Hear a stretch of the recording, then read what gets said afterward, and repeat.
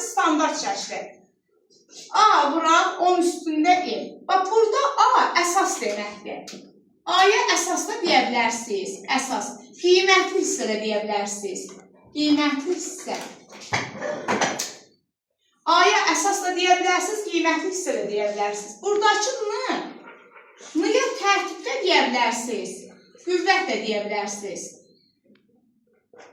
Baxın. A bura 10 üstü N şəklində olur. Ədədin standart şəkli. A-ya əsas da deyə bilərsiniz, qiymətli hissə də deyə bilərsiniz. N-ə tərtib də deyə bilərsiniz, qüvvət də deyə bilərsiniz. Baxın, ədədin standart şəkli nədir? Buradakı A var ha, qiymətli hissə. Bu qiymətli hissə 1-lə onun arasında olmalıdır. Yanlış bax, 1-dən 9-a qədər ola bilər. 2 rəqəmli ədəd olmamalıdır. Qiymətli hissə həmişə 1-lə onun arasında olmalıdır. Baxın, uşaqlar. Yazıram, bax, 3,75 vuraq 10 üstü 6. Bax, bunun tamı nədir? 3-dür. 3 1-lə onun arasında yerləşir.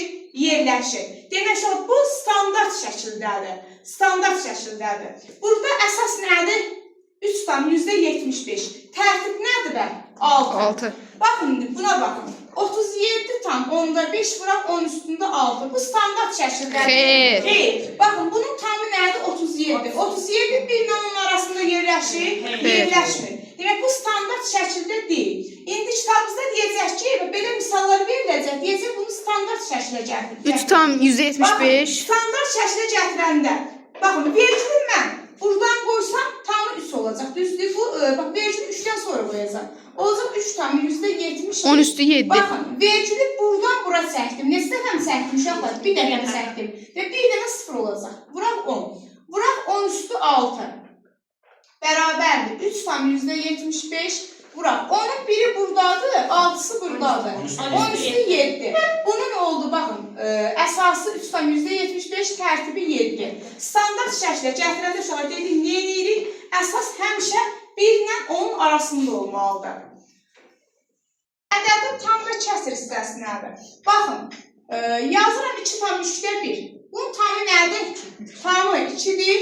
Kəsr hissəsi nədir? 3-də 1. Kəsr olan kəsr hissəsidir. Baxın, 2,5. Bunun tamı ilə kəsrinə baxaq. Tam kəsr. 2 tam deyirəm, bunun tamı nədir? 2. Bunun kəsri nədir? 0,5. Müsbət ədədlərdə uşaqlar, bunu yazmaq asandır. Baxın, bir də yazıram -2,5. Bunun tamı nə olacaq? -3. -2. Baxın, mənfi olanda hətta -2 isə bir yuxarı, -3 götürəcəm. -3.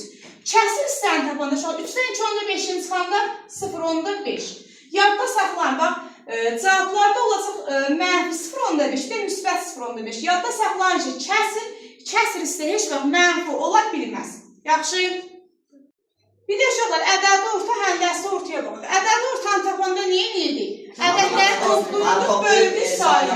Baxın, uşaq, tutaq ki, A və B. Bunun ədədi ortasını tapanda niyə yiyəcək? Ədədləri toplayacaq, böləcək sayına. Baxın, A, B, C. Bu 3 dənəsinin ədədi ortasını tapanda niyə yiyəcək? Ədədləri toplayacaq, böləcək sayına. Həndəsi orta nədir, uşaqlar? Həndəsi ortada A və B. Bunu həndəsi ortasını tapanda kök altında vuracaq bir-birinə. A, vuraq B. A, B, C olsaydı əgər, həndəsi ortasını tapanda yenə vururam bunları bir-birinə. Burada baxın, neçə ədəddir? 2 ədəddir və bura 2 olanda birisi də kökdə yazılmır. Ancaq dərəcə 2-dən yuxarı olanda yazılır. Neçə burada ədəd var? 3 dənə. Onda olacaq